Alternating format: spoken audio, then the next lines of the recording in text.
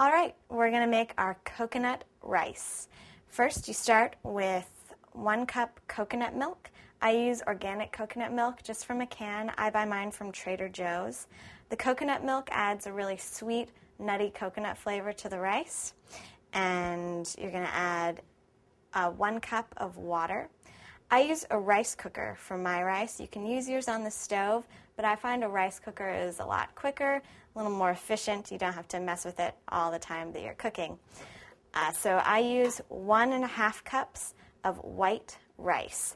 I use Calrose rice, which you can find at any grocery store, although I buy mine at Mitsuya Market, which is a Japanese specialty market, and they also have lots of different kinds of Japanese jasmine and arborio rice. I prefer using white rice for this dish instead of brown rice. Brown rice has a bit more fiber, but it also tends to overpower the coconut flavor, and it does take a little bit longer and requires 1.25 cups of water instead of just a cup. And we'll be washing the rice next.